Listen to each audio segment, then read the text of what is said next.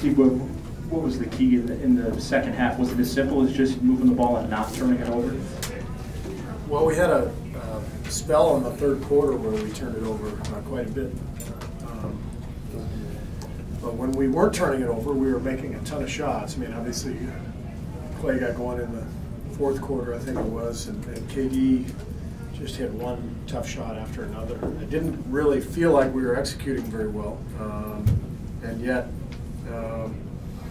we were scoring and making shots. And the biggest thing was I thought we didn't match their intensity until kind of mid-second quarter. They've been playing well. They're always well coached. They don't turn it over. They make it hard on you. And I thought it took us a quarter and a half to meet that level of competition. And once we got going, we were fine.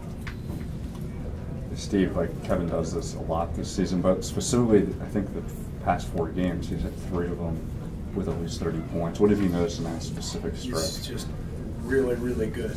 I mean, KD is just, he's one of the most talented scorers to ever play the game. And so he can make stuff out of nothing. And you know, there were times where it didn't look like we had anything going, and he just rose up and knocked down threes or put it on the floor and scored. And yeah, he's basically unguardable. Everyone tries to do the same thing, which is to be really physical with him.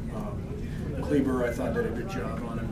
First half especially, really tried to knock him off course and be physical, but KD seems to have an answer for everything. You obviously know he's very capable of what he's done the last 4 games, but it hasn't been fun for you to kind of see him really open it up, and he's 33, 10, and 9, 4 blocks. I told him today at shoot-around, just it's so amazing to have a player like him, who's a superstar, who, without even saying anything, without even me saying anything to him, with Steph out, he just automatically takes over, averaging, 34 a game without Steph. As soon as Steph comes back, Kevin's usage rate will go down, his points per game will go down, and he won't mind. So he has this amazing combination of skill and confidence and sort of humility and deference, to his teammates, and powerful force.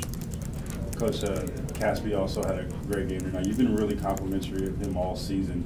What's so good about him tonight, and what makes him such a great player? Well, he's a perfect fit for us because he's a great cutter. Always has wonderful timing on his cuts, and he hits that little float shot, after his cuts. It's not an easy shot to make, but he makes it consistently, and he's in a great spot because he's playing with a lot of great passers. D.West and Andre. I mean, Andre was tremendous tonight. 10 assists and no turnovers. Seemed like several of those were to Omri. So I just feel like Omri fits our style, and he's been really a fantastic player for us. We're lucky to have him. Klay had 25 points. He was perfect from the three-point line. Do you think sometimes what he does goes a little unnoticed with guys like Kevin and Steph on this team? Yeah, I mean, I think Klay is probably the quietest of our all-stars. And I talked about it before the game, just the consistency of his effort and his durability.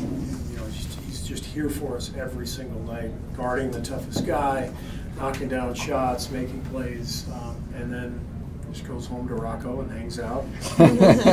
Shows up at practice the next day, and it's like Groundhog Day. Same thing every day from Klay. We can count on him every single night. Do you think he's looking for that sort of like praise or fame, or do you think he just does what he does and is happy knowing that? He's just very happy. He's very content. He doesn't need praise.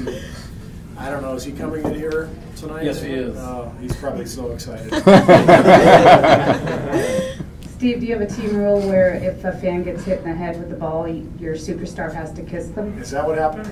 I heard everyone laughing, so what was it, KD? Or? Yeah, he went over and kissed her on the head. That's awesome. That's good.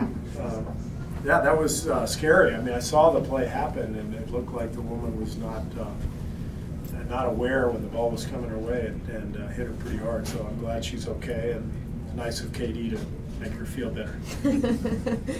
Jordan Bell stuffed the stat sheet again tonight. How would you assess as how he's filled in as a starter, and are you going to try to find him more minutes once everybody's healthy? Well, he fits us so well. I mean, he had 8 assists tonight. You know, he's athletic. He can switch. Tonight was a big switch game. The way Dallas executes, they put a lot of pressure on you with their screening and their cutting, and so Jordan was a good fit for us tonight, and seemingly every night. So we're going to keep throwing him out there and keep helping him learn about the league and develop him. And he's still making some mistakes, but he's so athletic that oftentimes he makes up for those mistakes in the same play. But he's been a real find for us, you know, to be able to get him in the second round and plug him in right away. He's making huge contributions. Patrick was 0-2 and didn't have a rebound in 30 minutes tonight. I mean, like, do you need more from him? Do you just need him to be a little louder on the court at times? Not really. There are going to be times when we're going to need him, but I thought tonight he did what was necessary. We wanted him to guard Barea.